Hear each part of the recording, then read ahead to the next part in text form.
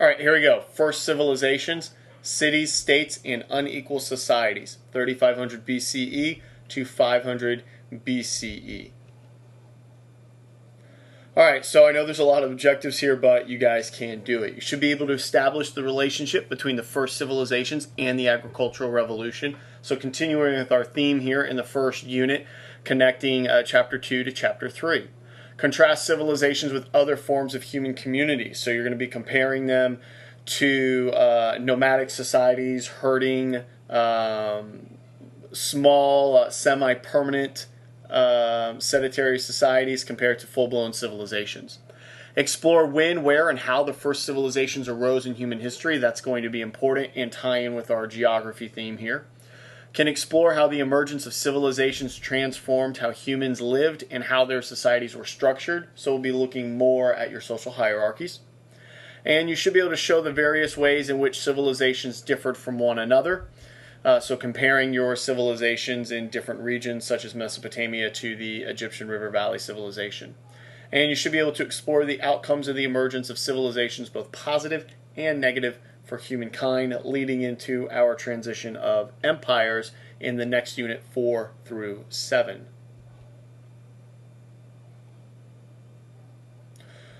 All right, here we go. The contrast between artificial life as a civilized city dweller and the spacious freedom and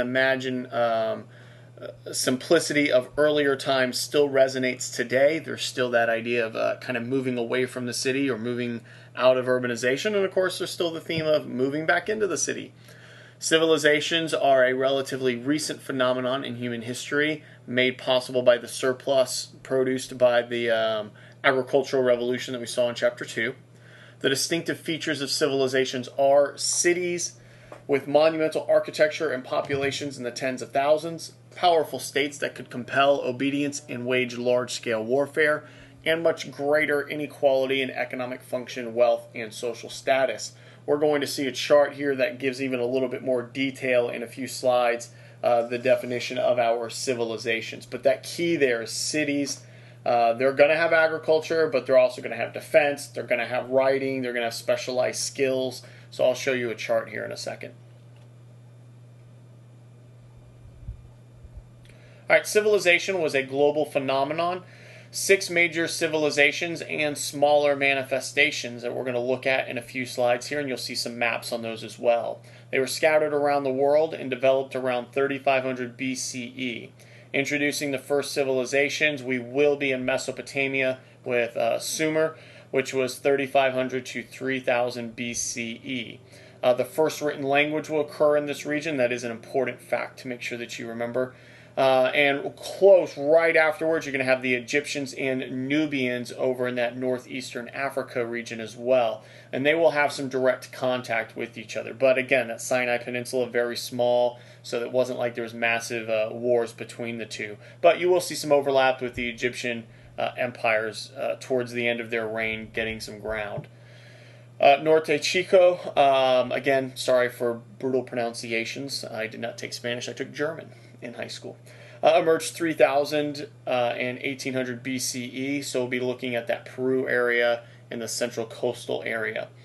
25 urban centers, and they are going to differ greatly between Mesopotamia and Egypt and how they functioned. Unusually self-contained. Only import was maize, and that was really through some very long-distance trade routes. But this is going to be that Mesoamerica region that you're going to have.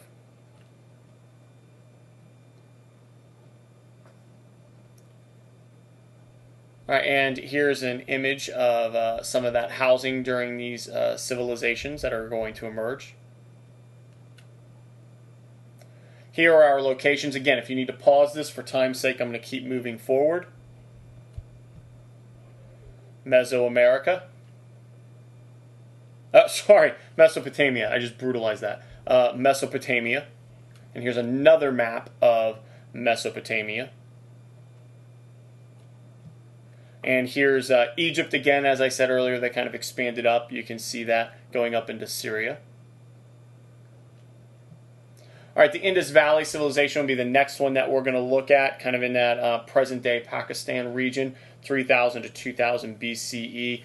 Very elaborate, the architectural skills, the brick sizes. We have very limited knowledge of this region due to the fact that their written script has not been deciphered yet. But we can tell from certain burial areas and other things that they had what social class they sort of had in a way. They weren't like other civilizations. There's no palaces or temples, but we do see some grave sites. We're not so sure on a warrior class or kings either, just based off of the findings that have been found. Scholars remain uncertain how their social structure was, but again, there is a lot of connection there with how close they were to what you're going to have in India, so maybe this is the beginning stages of the caste system here. Environmental degradation led to the collapse of this civilization by 1700 BCE, but several aspects of its culture shaped later Indian societies, as I was just kind of referencing.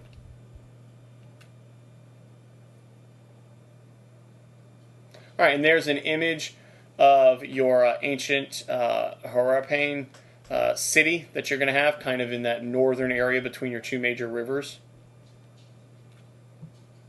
which is right there if you're looking at it. That is in between the two rivers. And then, of course, you have your two other famous cities, the Daro, and Mohenjo-Daro, which, again, brutalizing these. I apologize so much. But obviously that one of your major trading cities laying right there in the Indus River. All right, around 2200 BCE, a first civilization took shape in China. From the start, China was defined by an ideal of a centralized state. They believed in a cycle. This is where you're going to get your mandate of heaven and your son of heaven. We're going to see the Zhe or Zhai, again, I'm not sure on the pronunciation there. The Shang and the Chao dynasties are going to be the beginning of these. And then, of course, we'll look later on into the classical age in chapter 4 through 7. Earlier written language with the use of oracle bones. You did have oracles that would use some bones and turtle shells and kind of mix them together and lay them out.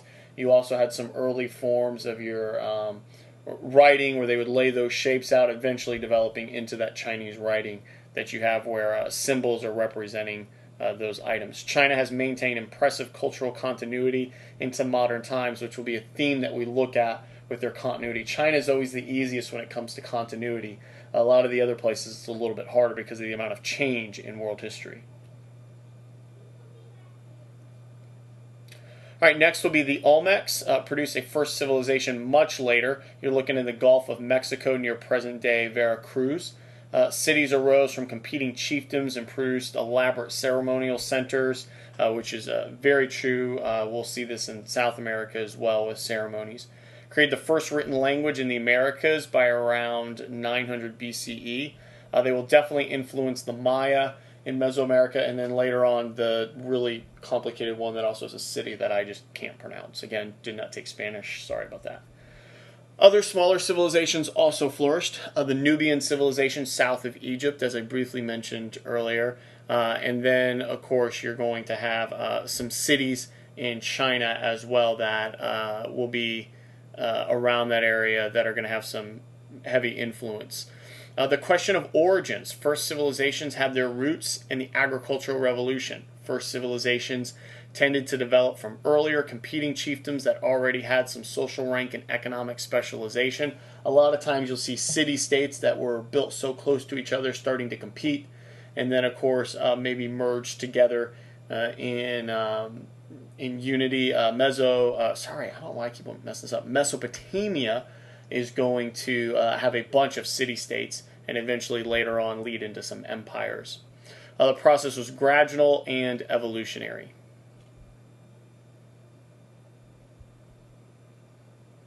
Why did some chiefdoms develop into civilization and others did not? One argument, the need to organize large-scale irrigation projects, which, again, the dating on some of those projects, not so sure on. The argument also for elite groups and warfare and trade all would have played roles as well.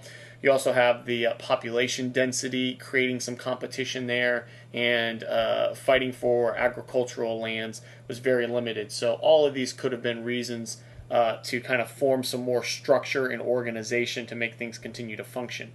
The creation of the first civilizations was quick by world history standards, but was an unconscious undertaking for those involved. All first civilizations relied on highly productive agriculture to exist. Your urban revolution, cities were one of the most distinctive features of the first civilizations. The scale, layout, specialized industries of cities would impress a lot of the visitors, would also make some of them settle down in that region as well. Cities lay at the heart of all first civilizations because they are political or administrative capitals.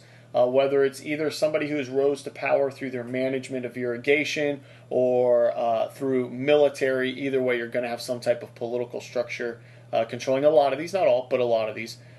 Centers of cultural production, art, architecture, literature, ritual, and ceremonies. This could also be pulling in some of your religious aspects as well. Places of local and long-distance exchange, especially along rivers. And if you're that first city where it's a long-distance trade route connecting Mesopotamia to the Indus River Valley or Mesopotamia to Egypt, your city is going to flourish. Cities produce new societies with greater specialization and inequality. So different social levels are going to form based off of different types of jobs that were needed to help the city function. Here's that trait of civilizations that I talked about. So your advanced cities, specialized workers, complex institutions, record keeping, advanced technology. Again, for time's sake, if you want, pause, read this more in depth. All right, professional and craft specialization marked early urban life. So you had your hierarchies in class. Some inequalities are going to develop based off of wealth, status, and power. Civilizations multiplied and magnified inequalities, especially among your elite to lower level, and how different they were, because a lot of those lower classes were producing things for the upper class. Your upper class is going to enjoy great wealth. They avoided physical labor. They had the finest in everything, occupied the top positions in political, military, and religious life. All right, free commoners formed the vast majority of the population and included artisans of all kinds, lower-level officials, soldiers, police, servants, and farmers. Their surplus production was appropriate to the support of the upper class, and some members of these classes recognized and resented their situation. So now you're going to have some hostility. We'll see some rebellion start to emerge. Then you'll need more strict governance. And so we'll see how China actually reacts and how they deal with some of that. Slaves were at the bottom of the social hierarchies everywhere. Slavery and civilization seem to have emerged together. Please note, the slavery that you're going to see during this time is totally different than what happens in the Americas. You have the United States with its slavery. You also have the slavery with the Spanish in pretty much South America, some in Central America. And so that's going to look totally different than what it looked like under your ancient times. It's still slavery, though. Don't misunderstand that. It's not like a great life. First generation slaves were prisoners of war, criminals, and debtors, worked in fields, mines, homes, shops, sacrificed sometimes, not all the time. Slavery varied from place to place greatly. Some you were born into slavery, some you were free. If you were born, once you reached a certain age, you were given that freedom. Some could earn money and pay off their debt and were more like an indentured servant than a slave. So many varieties of how slavery worked.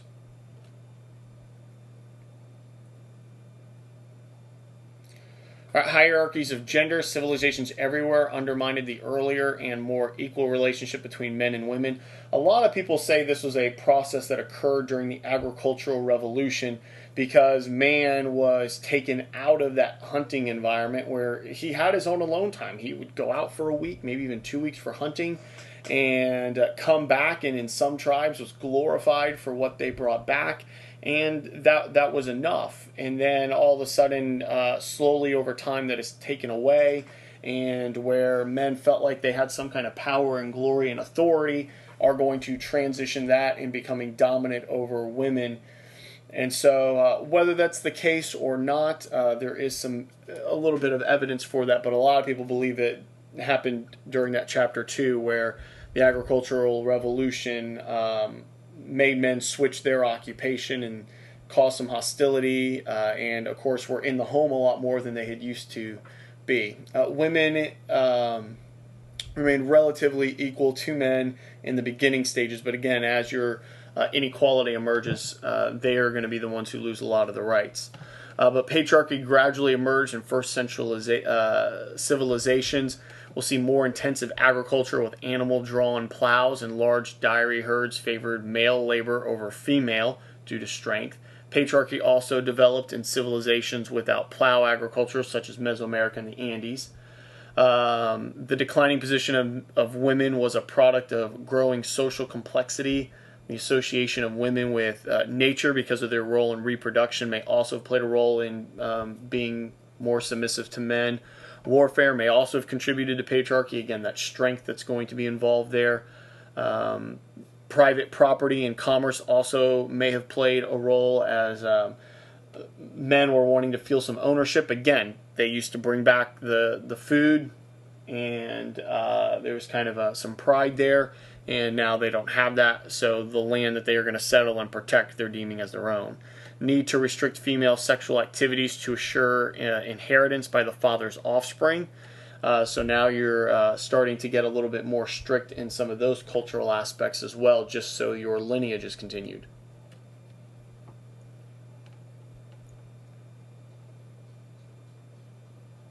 All right, in your patriarchy in practice, the emergence in Mesopotamia, you had written law codes, which we'll look at Hammurabi's laws here. Regulation of female sexuality was central. Women in Mesopotamia were sometimes divided into two sharply distinguished categories depending on protection of one man. And then powerful goddesses in Mesopotamia were gradually replaced by male deities. Mesopotamia will have city-states, and each city-state had its own deity over that city. Egyptian patriarchy gave women greater opportunities than in most first civilizations, including ability to own property and slaves, administer and sell land, make their own wills, sign their own marriage contracts, and initiate divorce. Please note, women will have the most rights in Egypt, and the most sexual rights as well, within regard to spouses and lovers. And royal women occasionally wielded political power as their sons were in charge. We're going to even see some queens in Egypt as well. So they're going to have the most rights out of your River Valley civilizations that we're going to be looking at. States were central to the organization and stability of the first civilizations. Coercion and consent, this would be one of your differences between chiefdoms and kings. The state fulfilled a variety of roles in coordinating and regulating the first civilizations, including irrigation, which is a major one, I already mentioned that, and of course conflicts and defense that was needed. The state served the needs of the upper class as well. Now we will see some examples of like China, where the idea was that the head of the state was for the greater good of the people. So there are going to be some other ideas that are out there that we will be looking at. The state frequently used force to secure its will, and we'll see that in some of these areas, especially Mesopotamia, a little bit more violent in some of their actions. Force was not always necessary because the state often claimed that its authority was normal, natural, and ordained by the gods. So we will see some religion brought into these regions, especially like Egypt, where they actually claimed that the pharaohs were actual gods. Writing and accounting, this is huge. Writing provided support for the state and emerged in all of the first civilizations except the Andes, though some scholars now regard their knotted strings or the quipus as kind of a writing system. It was definitely a record-keeping system, and that was one of the reasons that writing is going to emerge, to keep a census of the people, so that way you could also know how much food that you needed to produce, and then of course finances and what was needing to be paid for, and barter systems. And so writing first started out as a form of record keeping. Writing sustained the first civilizations by defining elite statuses and conveying prestige on those who could actually write, allowing some commoners to join the elite through literacy, providing a means for propaganda. So propaganda's been around for a long time. uh, providing a means to keep accurate accounts in complex calendars that would also help with fertility and the seasons of the crops that we're needing to grow, and giving weight to regulations and laws. Writing also served functions beyond the state, fostered literature, philosophy, astronomy, mathematics, and history. We were not the first people to think the earth was round, and there was a lot of advancements in history. The amount of astronomy and math that was developed in some of these regions are extremely close to what we have today. Sometimes was used by rulers, and then the grandeur of the kings, source of state authority, monumental residence and temples. They would have large temples and ceremonial burial grounds built for them, dressed till the tilt, and elaborate burials, as I just mentioned. All right, here's an image of our writing, your Egyptian hieroglyphs, Mesopotamian cuneiform, and the Chinese logograms that you have. Environment and culture both depended on rivers, but were very different. Erratic and destructive flooding in Mesopotamia. So depending on when they were getting their rains, the flooding was much more destructive versus the Nile, which was predictable, less destruction, and also brought more fertile soil to those areas as well. Mesopotamia was less geographically isolated than Egypt. Mesopotamia is going to be in the middle of a lot of that trade, though, so they are going to benefit from that. But you have Egypt to the left looking at the map, and then you have the Indus River Valley to the right looking at the actual map. Mesopotamia was vulnerable to external attacks as well, especially because there's no major geographical area that is blocking any of your nomads from coming in there and causing some problems. Egypt was usually protected from external attack, mainly because you have a desert. Out to the west, you have a sea. To the north and to the east, you do have the Sinai Peninsula, but again, they're going to have to cross some water, and it is a desert that they're crossing. And then to the south, you have these large steeps or cataracts where major drop-offs on the Nile. I mean, huge, massive waterfalls with your elevation that is going up to Ethiopia. So just remember that the elevation is rising, and so they're kind of in this nice valley area that they have. Many scholars see a relationship between physical setting and culture. More negative Mesopotamian worldview seems to reflect its precarious and violent environment, so that was why they more focused on hell than anything. Egyptian worldview reflected the more stable, predictable, and beneficial environment in which it took shape. Another reason why people had elaborate burials for the pharaohs, where they would have their servants with them and their animals with them, so that way it was something continued on in the afterlife.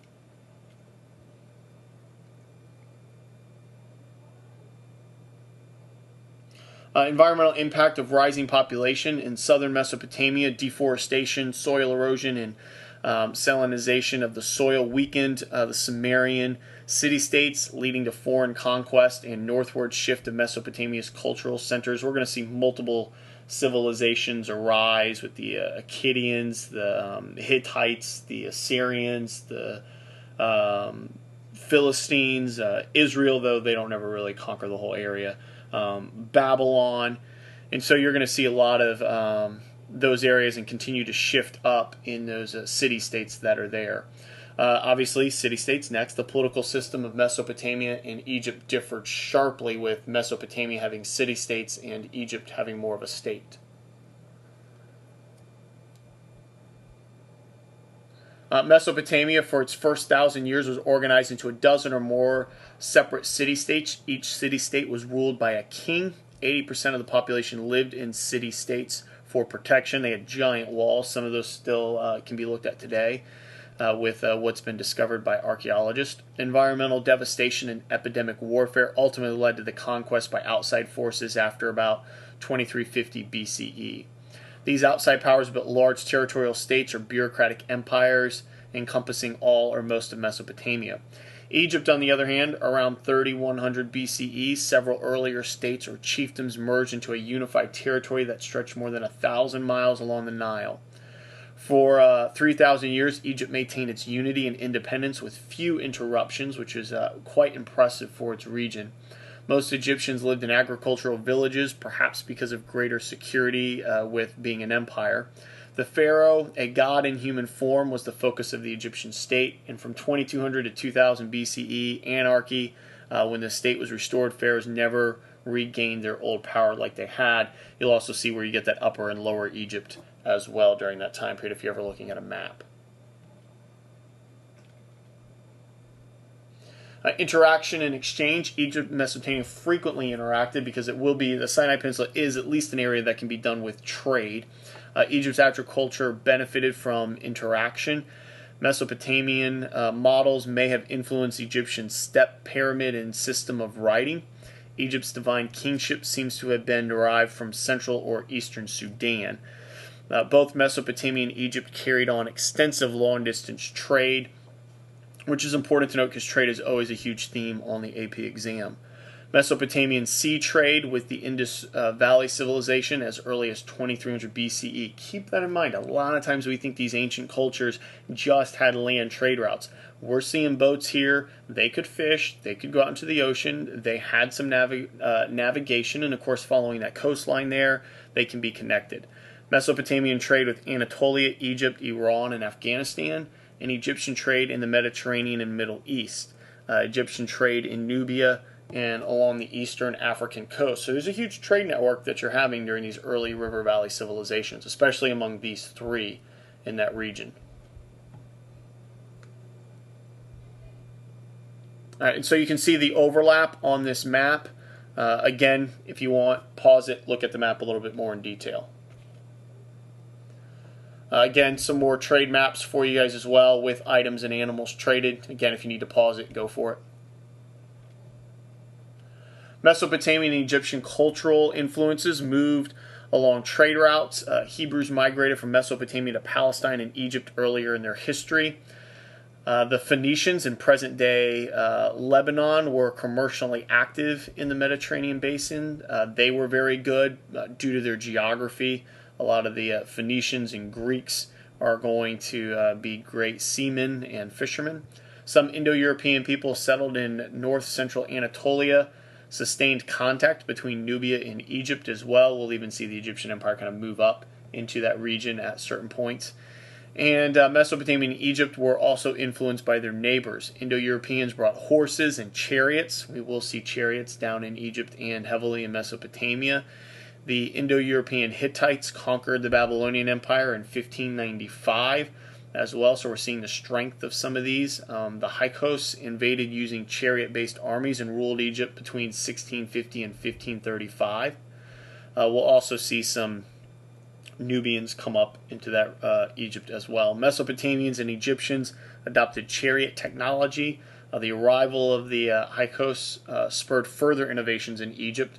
By 1500 BC, Egypt had become an imperial state, rule over non-Egyptian peoples in both Africa and Asia, as you'll see their extension, as mentioned earlier, up into that Israel-Palestine region, Lebanon, Syria. Regular diplomatic correspondence with the Middle Eastern empires as well.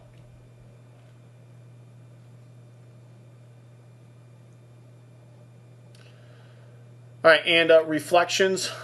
Some scholars have reservations about the use of the word civilization to describe the culture studied in this chapter, but nonetheless, they do have those beginning stages before some of these major empires, especially Egypt, with their continuity of how long their imperial states are going to last. And so that is going to conclude pretty much our chapter 2, but I'm going to show you some of the art from there. You have the Shang Dynasty and their use of bronze, highly developed in their metallurgy. Here is Manoja, again, I'm horrible at this. Darrow, again, this is over in the Indus River Valley. That's a bath right there. You had a central bath area, which, again, not sure for the Indus River Valley due to not being able to decipher, but other civilizations, which did vary.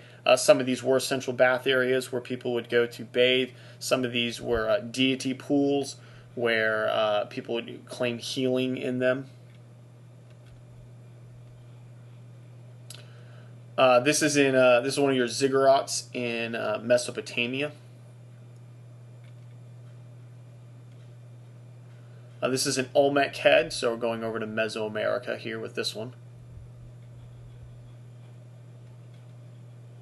Here's Egypt and Nubia. Again, Nubia heavily influenced by the Egyptians, and of course they even thought they were rightful heirs for protecting it at some points. All right, and again, kind of just staying with that same theme of civilization, and because it implies more clear-cut boundaries from other societies than was actually the case. So there was some mixing and merging, obviously still some nomads coming under control or wanting to settle in these regions. Aside from elites, most of the people living in the first civilizations probably defined themselves more by occupation, clan, village, city, or region than as members of larger civilizations, except maybe in Egypt. That there's some evidence, and maybe that was a little bit more, especially early on, but then of course with the imperial state. So that was kind of a continuity that they would have had. First civilizations lacked clear borders, unclear line between civilization and other kinds of societies. Again, Egypt, though, a little bit more clear due to its natural boundaries that it had.